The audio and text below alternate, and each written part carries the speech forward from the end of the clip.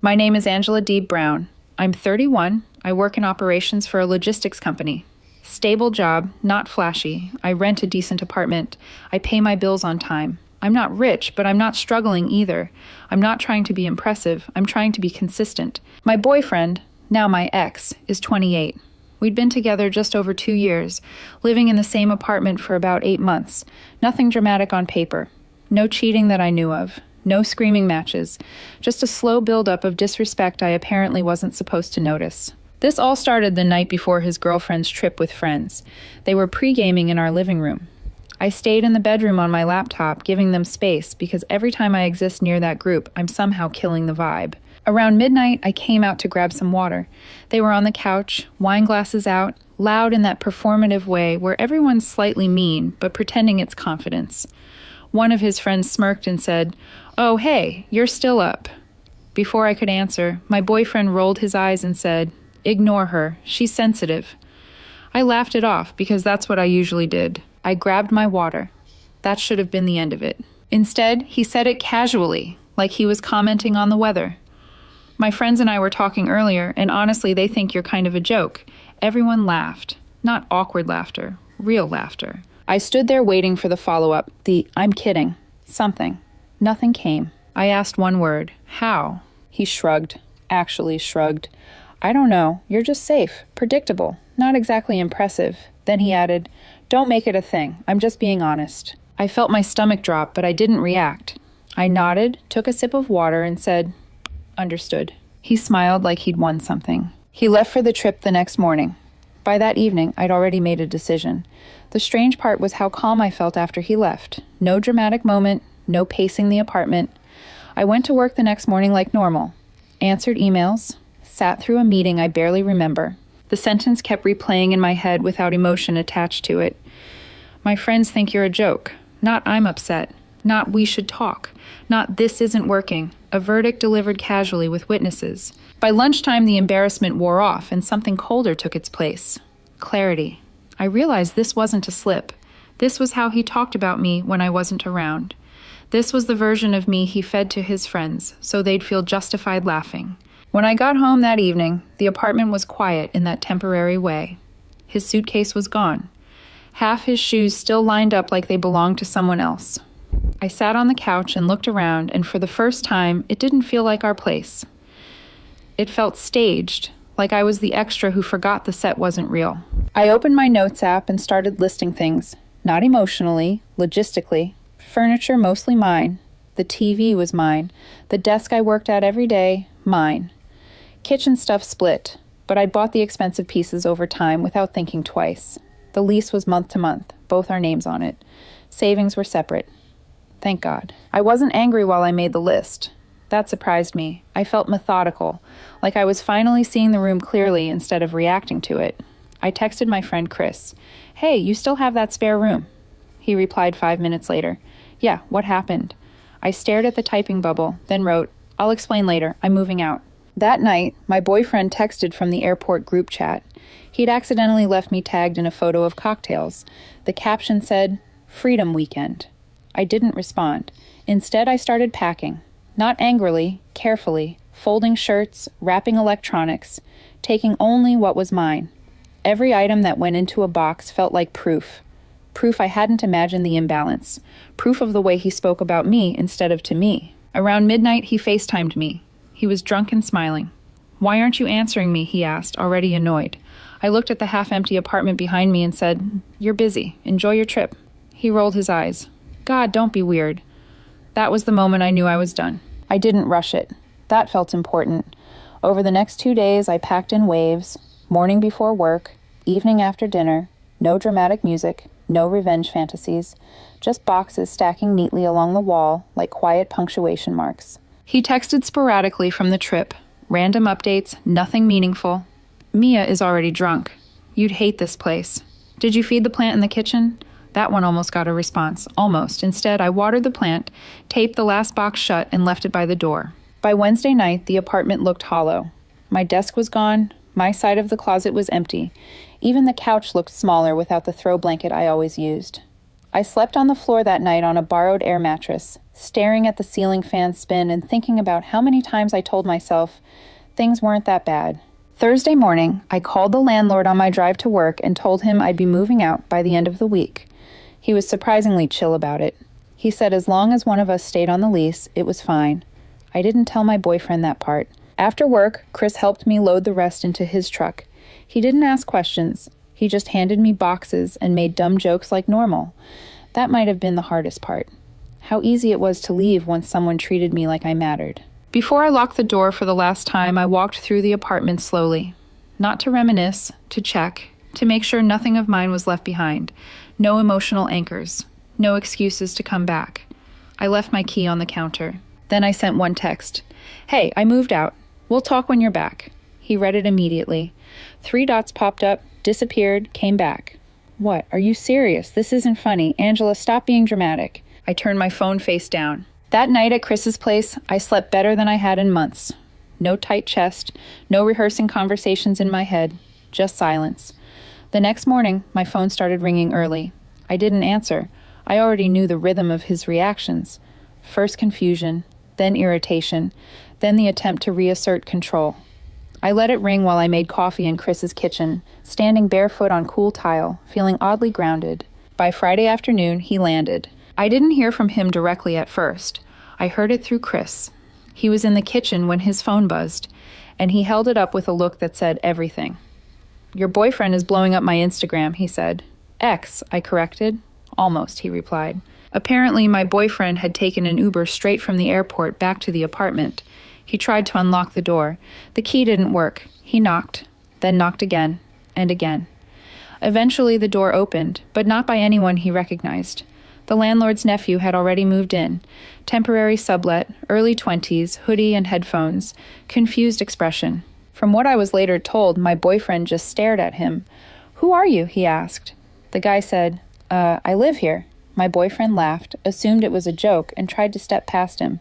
The guy blocked the doorway. That's when the panic started. My phone lit up. 15 missed calls in a row. 3 voicemails, the first angry, the second frantic, the third shaky in a way I'd never heard before.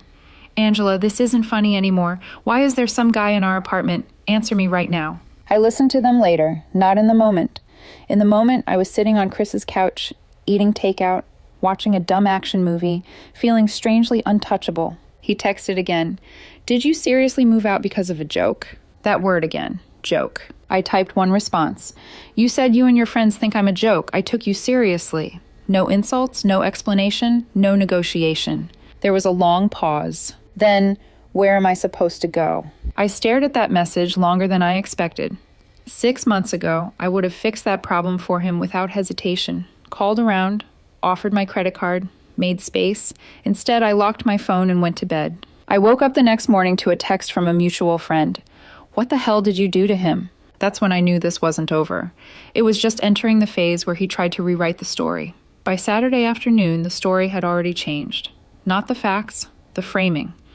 I didn't hear it from him at first. It came through mutual friends, half questions dressed up as concern. "Did you really abandon him while he was gone?" "He said you kicked him out without warning." That feels kind of extreme, don't you think? I noticed something immediately. No one quoted what he said to me. Not a single person repeated the line about me being a joke, just what I did after. He called again. I answered this time, mostly out of curiosity. He didn't say hello. "What is wrong with you?" he snapped. No tears now, just anger. "You embarrassed me. Do you have any idea how stupid I looked?" I leaned against Chris's kitchen counter and let him talk. He said his friends thought I was unstable. He said normal people don't just disappear like that. Then he said it again.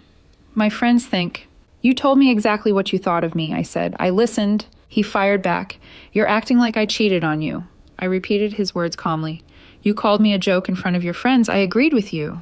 He scoffed.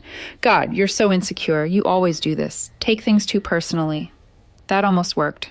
Old reflex, the urge to explain, to soften, to prove I wasn't dramatic. Instead, I asked one question. "Do you miss me, or do you miss the apartment?" Silence long enough to answer itself. He exhaled sharply. "So what? You're just done. 2 years and you don't even want to talk about it." "I am talking about it," I said. "This is the conversation, just not the one you rehearsed." He said he needed time and space. Said we should reset once things calmed down. I told him I'd already reset. When the call ended, I didn't feel victorious. I felt finished. That night, he posted a story. Black screen, white text. When someone shows you who they really are, believe them. A few hours later, he blocked me. And for the first time since this started, I smiled. Sunday was quiet. Too quiet. No messages from him. No friends checking in. It felt like the world collectively decided to let the dust settle. I helped Chris fix a loose cabinet door and pretended my life hadn't just taken a sharp left turn. Late that evening, curiosity got the better of me. I checked Instagram from a burner account I'd forgotten I had. He'd unblocked me strategically. I assumed a soft rebrand. Mirror selfies. Learning my worth. Group shots with real support system. I wasn't mentioned. That was the point. Then came the longer post. White background, paragraph text. He talked about being blindsided, about people who can't handle honesty, about how he supported me emotionally and financially, about how I ran away when things got hard. It stung, not because it was true, because it was close enough to sound believable. My phone buzzed. A text from his sister of all people. He's not doing great. He didn't mean it like that. You know how he jokes. I stared at the word joke again. How convenient it was. How elastic. How it only ever stretched in one direction. I replied once. Jokes are supposed to be funny to everyone. No response. By the time I went to bed, something new had settled in. Resolve. Not anger, not sadness. The understanding that I hadn't dodged a bad week. I'd dodged a bad future. Monday morning, I went back to the apartment building to grab one last thing I'd forgotten. A box of old notebooks I kept in the hall closet. The landlord texted to say I could swing by while the new tenant was at work. The place felt different. Not empty, occupied, unfamiliar. Like my name had already been erased from it. As I was leaving, he showed up. He looked rough. Sunglasses on indoors. Hair pulled back in a rushed way that told me he'd cried and then gotten mad about crying. He froze when he saw me, then straightened, like he'd rehearsed this moment. So, you're alive, he said. Looks like it, I replied. He crossed his arms. You really went nuclear over something stupid. I didn't correct him. I held the box tighter. He kept going. You know, my friends think this just proves their point about you. The symmetry almost made me laugh. Which point? I asked. That you don't have a backbone, he said. Real partners fight for relationships. They don't disappear. I stood there in the quiet hallway, listening to the hum of the lights, and finally saw the whole pattern at once. How he spoke through other people. How his friends' opinions always came prepackaged as facts. How my job, my clothes, my opinions were things to tolerate, never admire. I didn't disappear, I said. I left. He scoffed. Same thing. No, I replied.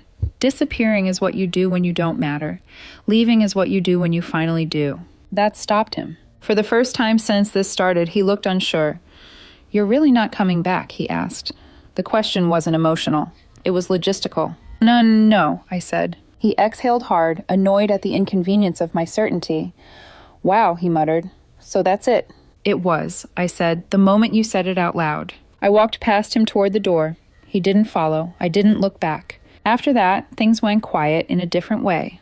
No more angry texts, no Instagram essays, no friends sliding into my DMs to check in.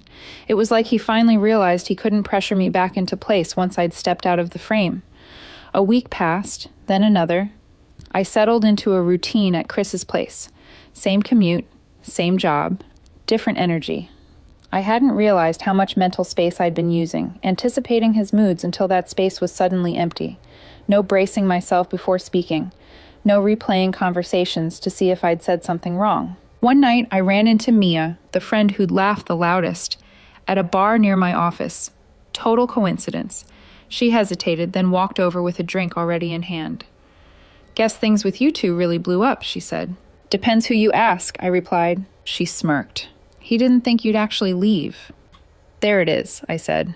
That's kind of the problem. She studied me, then laughed awkwardly. You know how he is. He likes to test people. Yeah, I said. I just didn't realize I was the test. That wiped the smirk off her face. She tried to backpedal. Said he talked tough. Didn't mean harm. Said I took things too far.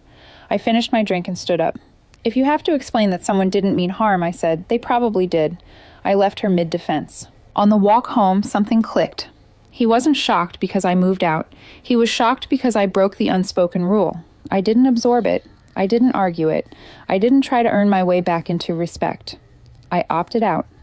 People who benefit from you staying small hate that. That night, I signed a lease for my own place. 1 bedroom, quiet building, no shared space that could be used as leverage.